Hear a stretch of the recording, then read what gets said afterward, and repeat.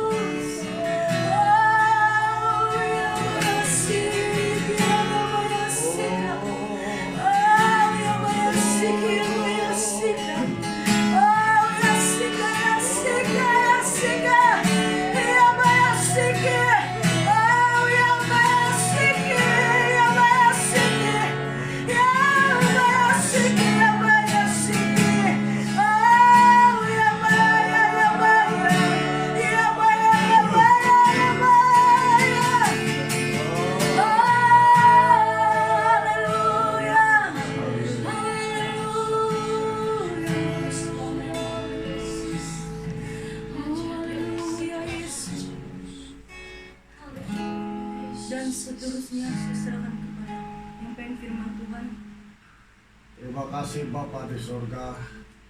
Sebelum kami mendengarkan firman-Mu Bapa, terlebih dulu kami mau mengambil bagian dalam perjamuan suci malam ini Bapa. Oleh itu Bapa campur tangan seluruh sidang jemaat yang terlibat dalam perjamuan ini, Kau campur tangan.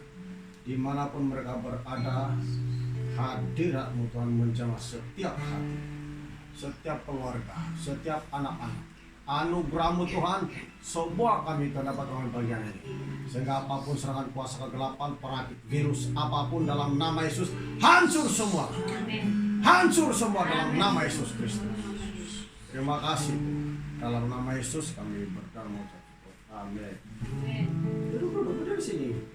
Duduk tidak tenang. Duduk. Pas tak sejajar. Sudah capek sejajar.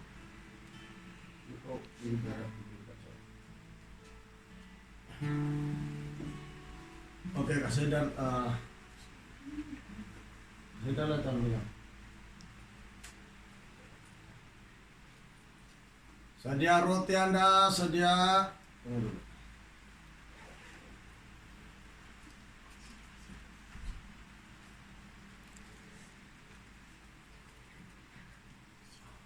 Sedia roti Anda semua, sedia. Oke, sudah.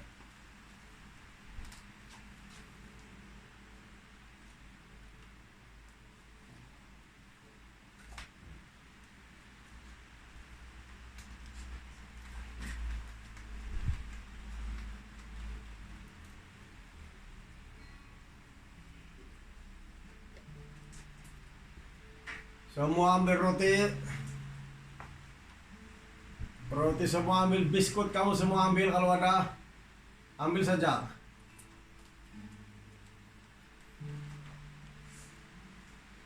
Yang penting ada roti, yang penting ada apa, ambil semua.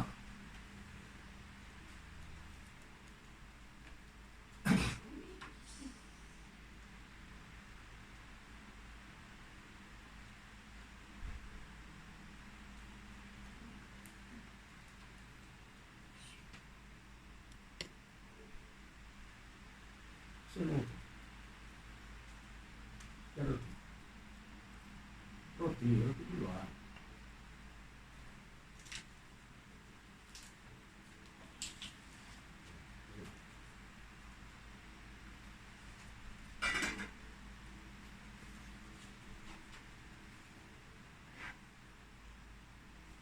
Oke, sudah dapat roti semua. Pegang, angkat tangan di sebelah tangan kanan, angkat tinggi-tinggi melebihi paras kepala. Roti angkat tinggi-tinggi melebihi paras kepala. Demikian bunyi firman Tuhan, saya bacakan di sini. Dalam 1 Korintus 11 ayat 23 sampai 24.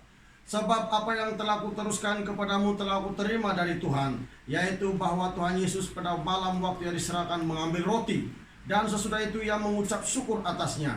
Ia memecah-mecahkannya dan berkata, inilah tubuhku yang diserahkan bagi kamu.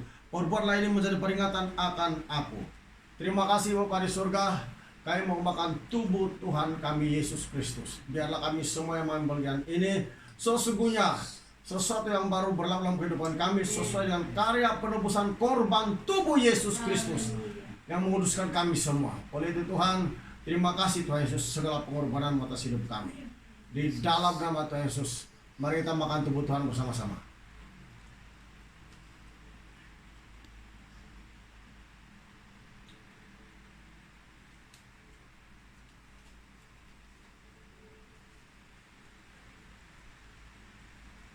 Oke, mari kita ambil cawan kita, anggur.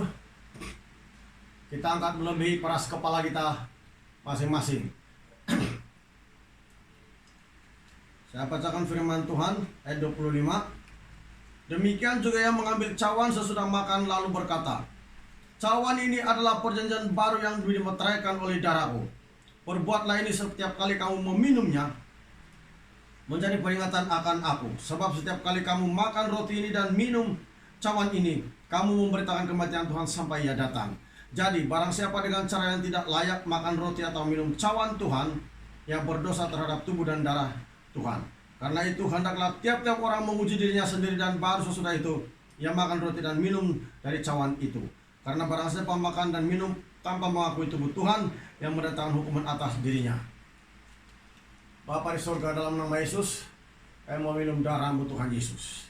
Bila darah ini Tuhan memberikan kepada kami sesuatu yang baru dalam kehidupan kami, di mana hidup kami akan menjadi lebih baru lagi di hadapan-Mu Tuhan. Seluruh pemikiran kami, perbuatan kami tidak berkenan kepada-Mu Tuhan, dibasuh oleh kuasa darah-Mu Tuhan. Segala sakit, penyakit, serangan coronavirus apapun, hancur dalam nama Yesus oleh kuasa darah Tuhan Yesus. Dimanapun kami berada, kami dibentengi dengan kuasa darah-Mu Tuhan Yesus Kristus. Oleh anggur ini Tuhan kami minum, yang adalah gambaran dari darah-Mu Tuhan. Dalam nama Tuhan Yesus, mari kita minum bersama-sama. Amin.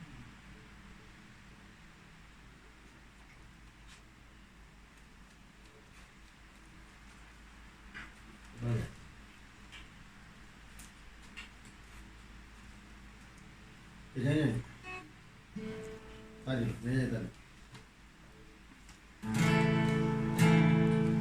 Terus cross Pak.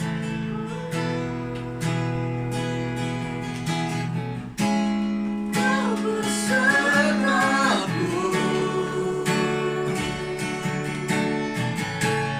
kan ku Serahkan segalanya,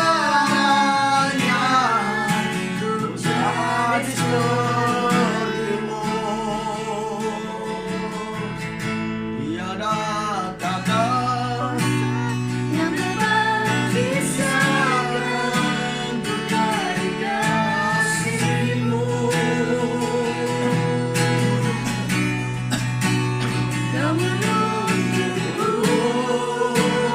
berdiam dalam-Mu, ku hidup bagi-Mu.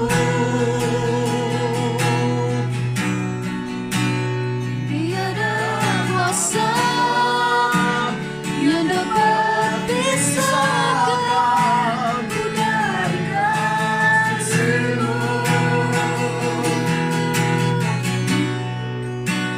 Kau menuntunku berdiam dalam-Mu, ku hidup bagi-Mu.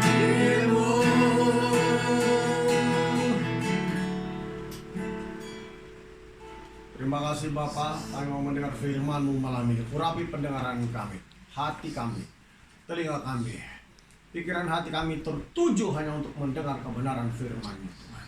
Supaya segala gangguan dari kuasa roh jahat hancur semua. Dalam nama Tuhan Yesus Kristus kami berdoa. Amin. Silakan duduk semua.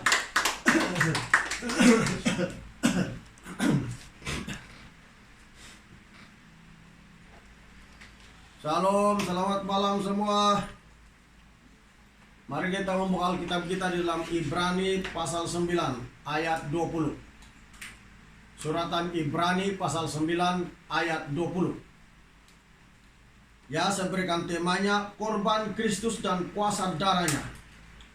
Korban Kristus dan kuasa darahnya. Ibrani pasal 9 ayat yang ke-20. Demikian puji firman Tuhan. Sambil berkata, inilah darah perjanjian yang ditetapkan Allah bagi kamu. Ya, jadi setiap kali kita meminum anggur, itu merupakan darah perjanjian yang ditetapkan Tuhan bagi kita semua. Ya, sudah ditetapkan Tuhan. Dan apabila Tuhan menyatakan sudah ditetapkan, bermakna ianya bersifat kekal. Sebab itulah jemaat Tuhan, perjanjian darah Tuhan Yesus itu sangat berkuasa dan perlu ditaati, supaya hidup kita sebagai orang Kristen tidak akan menjadi sia-sia saja. Ayat yang 24 sampai 28, kita turun di bawah sedikit pasal yang sama, dan kita baca ayat 24 hingga 28. Sebab Kristus bukan masuk ke dalam tempat kudus buatan tangan manusia, yang hanya merupakan gambaran saja dari yang sebenarnya, tetapi ke dalam surga sendiri untuk menghadap hadirat Allah guna kepentingan kita. Dan ia bukan masuk untuk berulang-ulang mempersembahkan dirinya sendiri, sebagaimana imam besar setiap tahun masuk ke dalam tempat kudus dengan darah yang bukan darahnya sendiri. Sebab jika demikian, ia harus berulang-ulang menderita sejak dunia ini dijadikan. Tetapi sekarang Ia hanya satu kali saja menyatakan dirinya pada zaman akhir untuk menghapuskan dosa oleh korbannya. Dan sama seperti manusia ditetapkan untuk mati hanya satu kali saja dan sesudah itu dihakimi. Demikian pula Kristus hanya satu kali saja mengorbankan dirinya untuk menanggung dosa banyak orang. Sesudah itu ia akan menyatakan dirinya sekali lagi tanpa menanggung dosa untuk menganugerahkan keselamatan kepada mereka yang menantikan dia. Jadi korban Kristus itu adalah perjanjian kekal. Sebab dia bilang dia mati hanya satu kali saja, tidak berulang-ulang mempersembahkan tubuhnya. Bukan seperti Harun yang membawa darah binatang masuk ke dalam tabut perjanjian Tuhan yang paling depan sekali itu untuk membawa darah binatang. Tapi Tuhan Yesus satu kali saja dan membawa darahnya sendiri dan bukan berulang-ulang. Bermakna perjanjian, ya, darah Yesus adalah perjanjian yang kekal, yang tidak dapat dibatalkan. Setiap kali perjanjian dilandasi dengan penumpahan darah tidak dapat dibatalkan. Maka perjanjian darah Tuhan Yesus tidak dapat dibatalkan.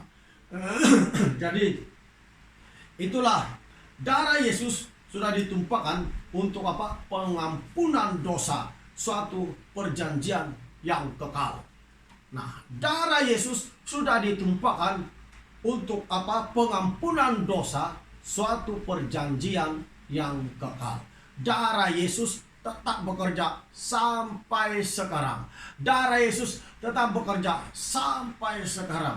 Kuasa darah Yesus tetap bekerja sampai sekarang. Seperti sedia kala barunya, seperti sedia kala kuasanya, seperti waktu Yesus berada di bumi mengerjakan misinya yang diutus oleh Bapa di surga. Demikian kuasa darah Yesus tetap bekerja sampai sekarang. Dan orang-orang Kristen yang percaya kepada Tuhan dengan segenap hatinya, dengan sungguh-sungguh, kuasa darah Yesus itu masih berlaku dalam kehidupannya sampai sekarang dengan dahsyat dan luar biasanya. Sebab itu orang Kristen yang betul-betul percaya kepada Tuhan Yesus, ada aliran darah Tuhan dalam tubuh badannya. Jadi apapun yang masuk, sepatutnya tiada istilah ada darah tinggi atau apa kalau percaya kepada Yesus. Karena ada darah Yesus mengalir dalam tubuh badan kita. Bila itu terjadi, itu terletak kepada iman kita masing-masing kepada Tuhan, kepercayaan kita masing-masing kepada Tuhan.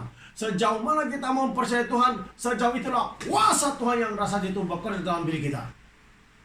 Sebab itu jemaat Tuhan, kalau kita percaya kepada Tuhan, percayalah betul-betul, ya, hargai korban Tuhan kita Yesus Kristus. Matius pasal yang ke-28.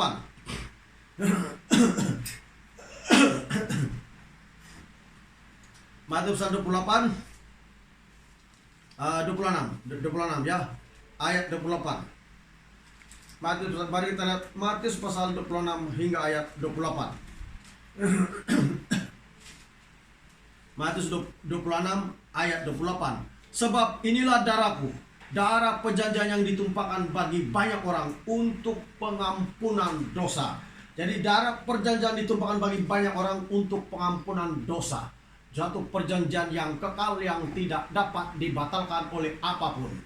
Jadi darah Tuhan Yesus itu darah perjanjian yang ditumpahkan oleh banyak orang untuk pengampunan dosa. Jadi setiap orang yang mau menyebut nama Tuhan tanpa melalui Yesus, macam mana dia beroleh keselamatan kalau tidak melalui Yesus? Sebab Yesus saja yang boleh mengampuni dosa dan ada darah perjanjiannya di situ. Sebab itulah beruntung kita sebagai orang percaya karena memiliki Tuhan kita Yesus Kristus. Sebab itu jangan lepaskan kepercayaan kita kepada Tuhan, karena Tuhan itu adalah Tuhan yang hidup dan yang maha kuasa dan adalah jalan kebenaran bagi kita semua. Makanya itulah Tuhan berkorban untuk kita supaya olehnya kita diselamatkan dan dosa kita diampuni. Dan pengorbanan Tuhan Yesus itu caranya untuk menebus kita, caranya untuk merampas kita daripada kuasa setan, daripada kuasa dunia, supaya kita terlepas daripada ikatan roh-roh jahat dan kita menjadi anak-anak Tuhan yang diberkati. So, mari kita lihat di dalam 1 Petrus 1. 1 Petrus 1. 1 Petrus 1 ayat 18 19. 1 Petrus 1 ayat 18 19. 1 Sebab kamu tahu bahwa kamu telah ditebus dari cara hidupmu yang sia-sia, yang kamu warisi dari nenek moyangmu. Itu bukan dengan barang yang fana, bukan pula dengan perak atau emas. Menurut ayat ini, dia bilang kamu telah ditebus, ya, dari cara hidupmu yang sia-sia, yang kamu warisi dari nenek moyangmu.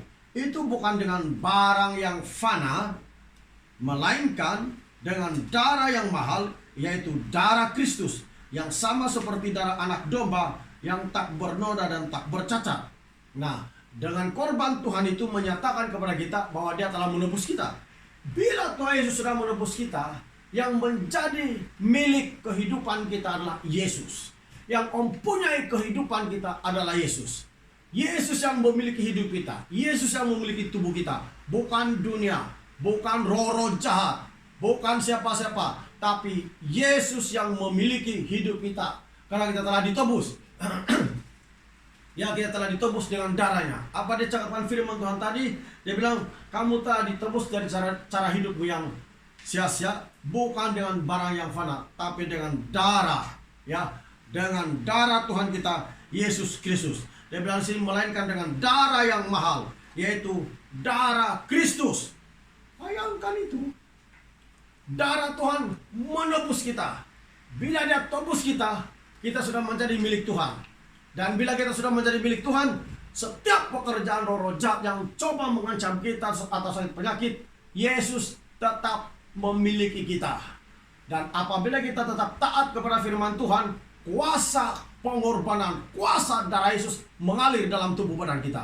Jemaat Tuhan, senantiasa itu sepanjang hidup kita, sepanjang pertobatan kita, sepanjang hidup kita ada di dunia, selagi kita taat kepada firman Tuhan, selagi kita melaksanakan firman Tuhan, maka selama itulah kuasa darah Yesus tetap mengalir dalam kehidupan kita. Dan bila kita tidak taat kepada Tuhan, bila kita membelakangi Tuhan, bila kita tidak mau sembahyang sudah betul-betul, bila kita tidak mau mencari Tuhan sudah betul-betul, bila kita tidak mau mentaati firman Tuhan sudah betul-betul, maka terjadilah demikian jemaat Tuhan, bahwa kebanyakan di antara kita mengalami serangan sakit penyakit akibat daripada kelalaian kita sendiri untuk mengabdikan diri kepada Tuhan. Dan itu yang memberikan kepada kita supaya mata kita terbuka, hati kita terbuka untuk melihat keadaan sekeliling. Bahwa jauh dari Tuhan, bila kita hubungan kita jauh dari Tuhan, kita akan menjadi alat roh-roh jahat, kita akan menjadi alat dunia, kita akan menjadi alat berbagai-bagai nafsu dunia yang merusak hidup kita sebagai orang Kristen. Sebab itulah Tuhan menebus kita dengan darahnya yang mahal. Bila dia tebus kita, kita menjadi miliknya. Bila kita menjadi miliknya, yang kita patuhi dan taati adalah Yesus saja. Bukan orang lain, bukan dunia, bukan roh jahat, tapi Yesus saja.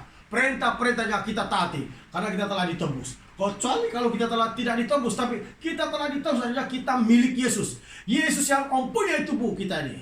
Yesus yang mempunyai kehidupan kita ini. Bukan kita, bukan orang lain, tapi Yesus sendiri. Sebab itu roh jahat tidak hak dalam tubuh kita, tapi yang berhak adalah Yesus Kristus. Haleluya. Nah, jemaat Tuhan, kita perlu belajar taat kepada firman Tuhan. Kisah Rasul 20 ayat 28.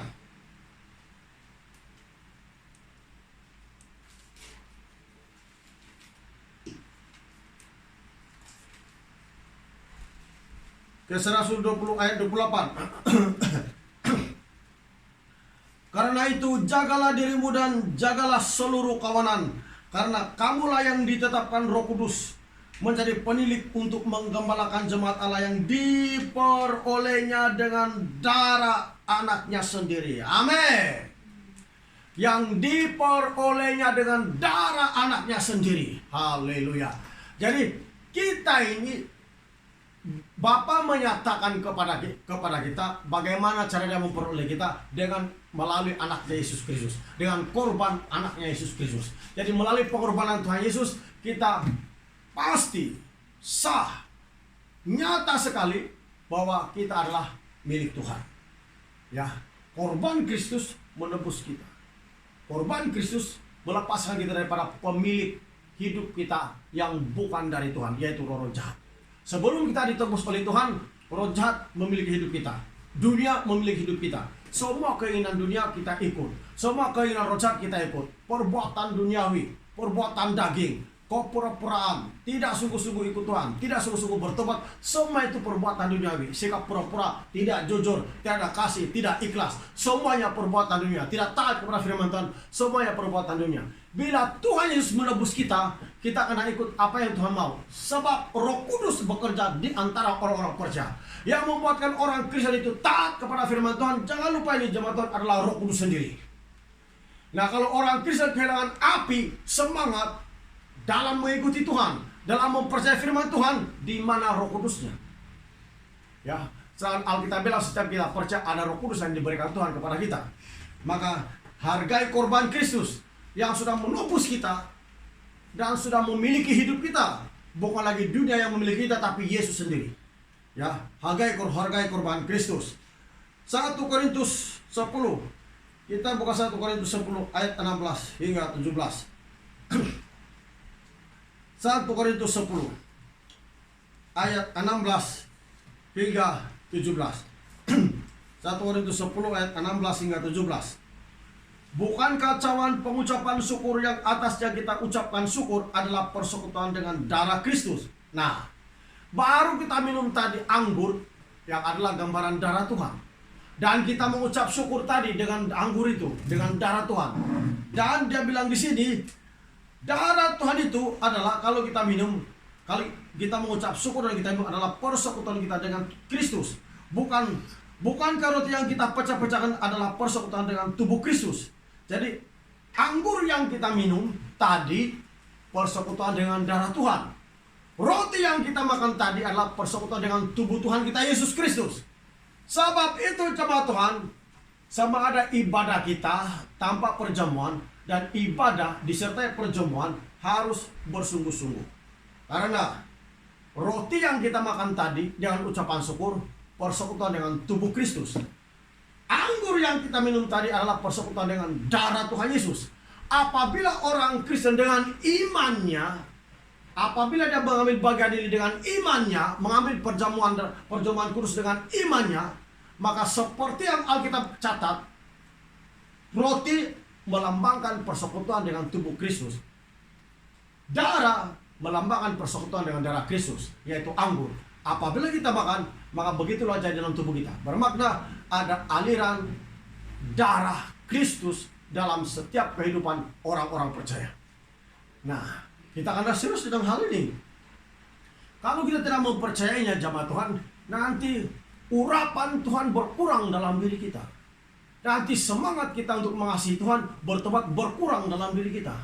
Tapi bila kita mempercayai firman Tuhan, apapun situasi keadaan sekarang kita hadapi, iman dan hati dan pemikiran kita tetap berseru-seru kepada Tuhan, mengingat akan kebenaran Tuhan, mengingat akan Tuhan kita, mentaati kebenaran firman Tuhan, dan melaksanakan tanggung jawab kita sebagai orang percaya selama Tuhan mengizinkan kita hidup di dunia ini, sebelum waktunya Tuhan memanggil kita semua ke dalam kerajaannya yang abadi.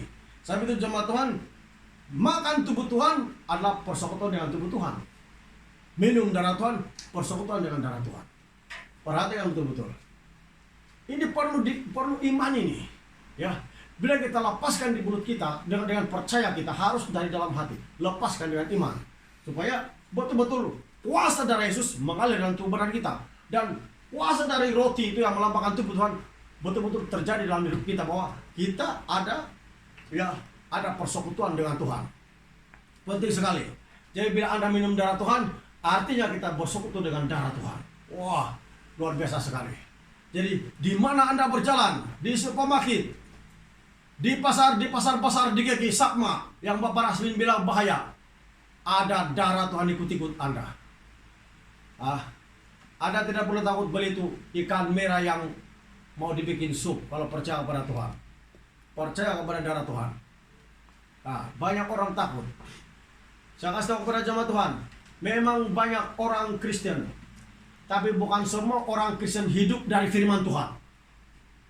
Sekali lagi, dengar betul-betul.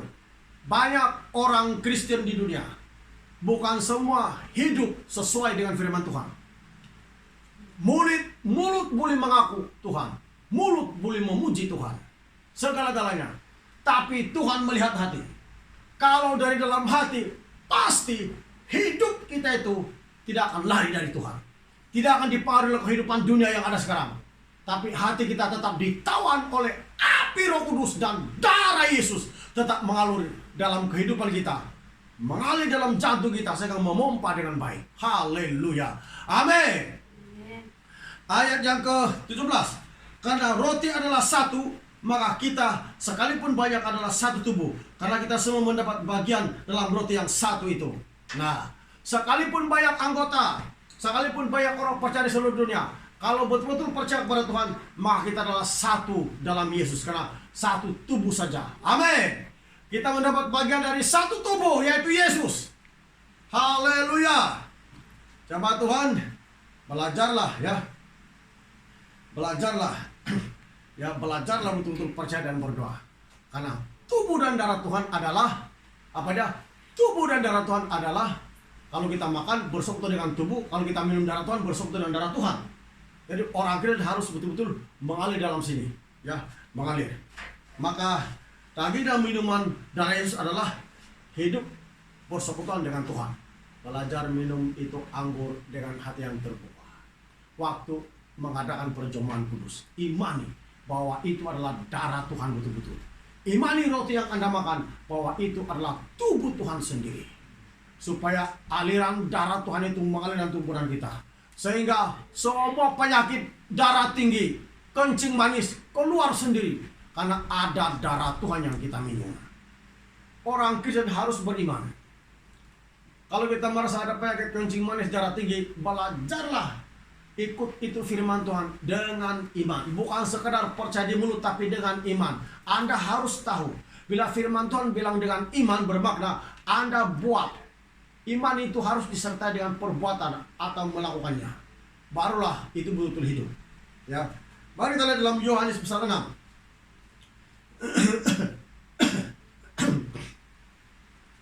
Yohanes pasal 6.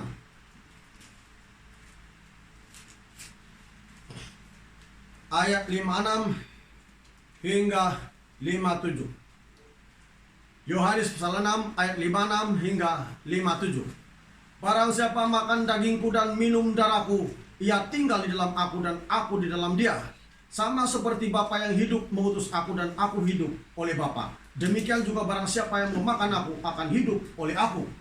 Nah, firman Tuhan bilang, barang siapa, ya, barang siapa makan dagingku dan minum darahku, ia tinggal di dalam aku dan aku di dalam dia. Barang siapa makan dagingku dan minum darahku, ia tinggal di dalam aku. Terjemahan bahasa Malaysia, dia bilang hidup bersatu. Ya, Tuhan bersatu. Kita bersatu dengan Tuhan. Itu di dalam dia terjemahkan bersatu. Coba Anda pikir, kalau kita minum darah Tuhan dan makan dagingnya, kita betul-betul tinggal di dalam Tuhan, artinya hidup kita bersatu dengan Tuhan. Kalau hidup kita bersatu dengan Tuhan, dekat dengan Tuhan, percaya jemaat Tuhan, pasti Tuhan kita rasa dia senantiasa ada di pihak kita. Kita tidak akan takut-takut dengan keadaan sekarang, karena kita percaya Tuhan ada di pihak kita. Dia bersama-sama kita. Hidup kita dalam genggaman tangannya Tuhan, bukan terhadap dunia. Jadi rajin-rajinlah, ya, minum darah Tuhan dan makan daging Tuhan Yesus. Anda harus makan daging Tuhan setiap hari dan minum darah Tuhan setiap hari. Sekali lagi, harus makan daging Tuhan setiap hari dan minum darah Tuhan setiap hari. Yang saya maksudkan daging adalah firman Tuhan yang Anda pegang itu. Alkitab Anda sendiri. Karena Yesus adalah roti kehidupan. Amin.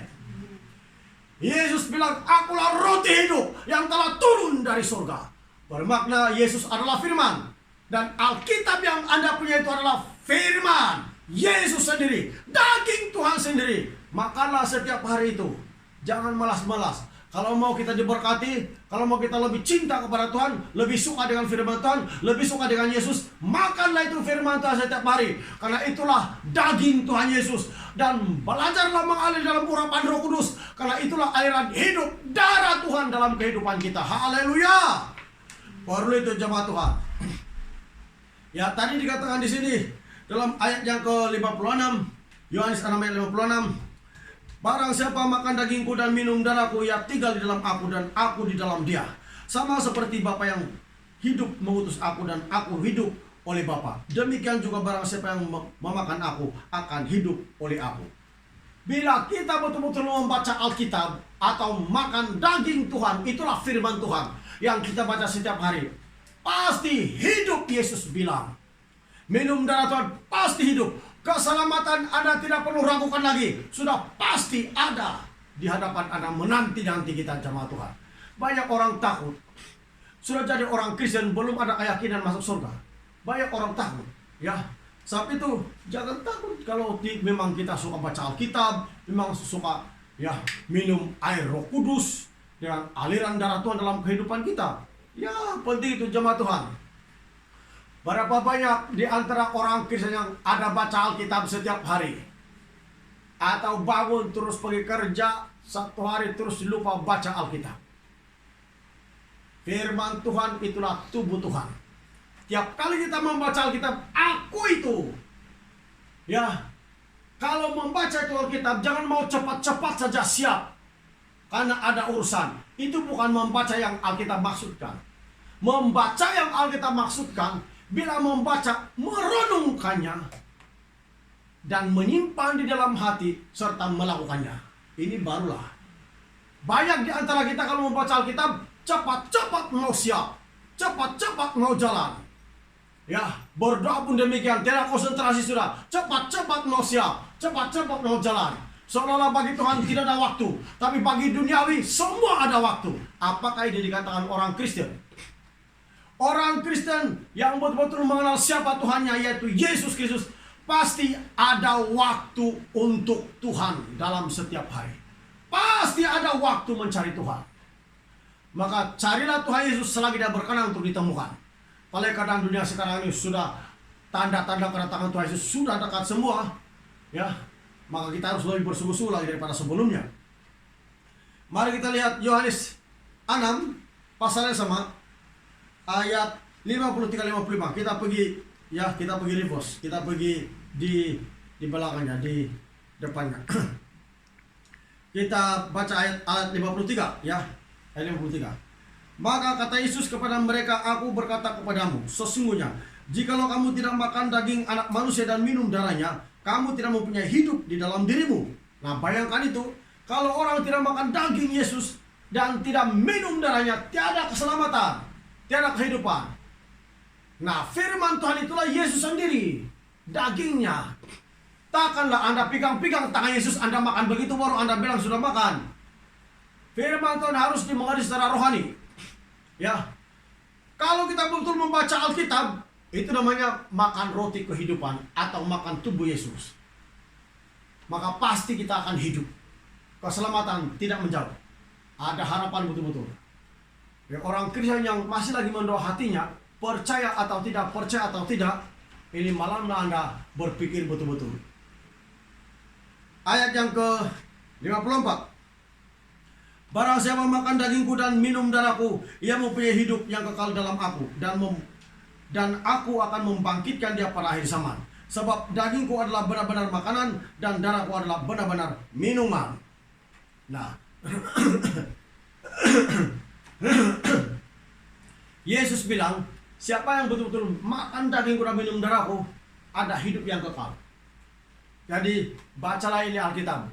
Alkitab merupakan roti hidup, yaitu Yesus sendiri. Ya, roti hidup karena Yesus sendiri.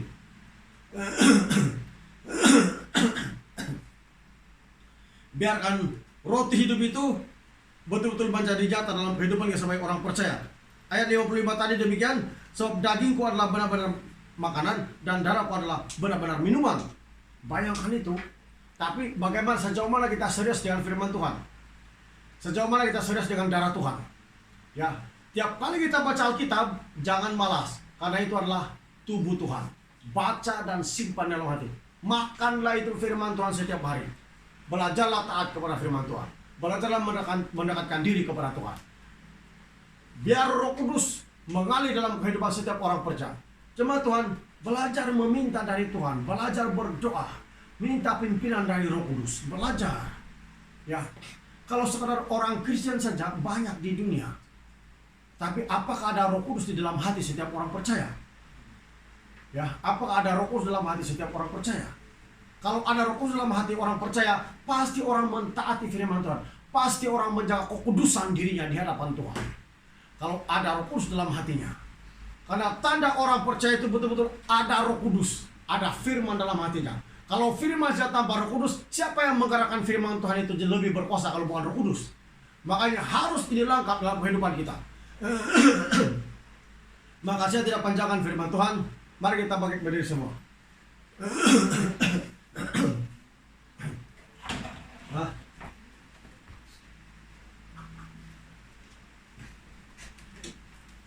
Ya. Semua berdiri. Siapa yang ada bahan untuk didoakan, kasih tahu ya. Katakan. Hadir.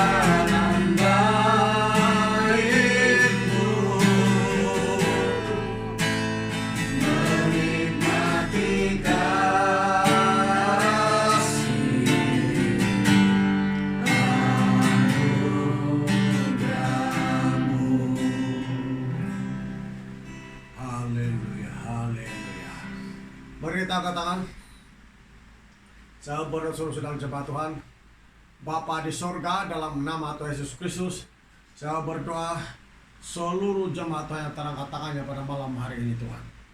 Engkau menjamah mereka semua Tuhan dalam nama Tuhan Yesus Kristus. Setiap roh yang bukan dari Tuhan saya hancurkan dalam nama Tuhan Yesus Kristus. Biar urapan-Mu Tuhan mengalir dalam setiap kehidupan mereka. Kuasa-Mu Tuhan, kuasa darah-Mu Tuhan mengalir dalam setiap kehidupan mereka. Setiap pekerjaan roh jahat yang mengikat umat-Mu, dalam nama Yesus, darah Yesus, hancur, hancur, api Roh Kudus, api Roh Kudus, maka dalam setiap kehidupan mereka, api Roh Kudus, maka dalam setiap kehidupan mereka, api dalam nama Yesus Kristus, hancur setiap kekuatan setan, hancur, hancur, hancur, dalam nama Yesus Maha Kuasa. Berkati mereka semua Tuhan. Baik pengurapan-Mu terus ke atas, turun ke atas mereka. Berkati bisnis, berkati keluarga, jauhkan mereka dari segala penyakit coronavirus atau apapun dalam nama Yesus. Darah Yesus menutup bungkus kami semua. Darah Yesus memberikan kepada kami kekuatan, kelegaan, dan juga semangat yang baru. Oleh api Roh Kudus membakar setiap hati kami. Haleluya, haleluya. Dalam nama Yesus diberkati, diberkati. Dalam nama Yesus kami berdoa. Amin.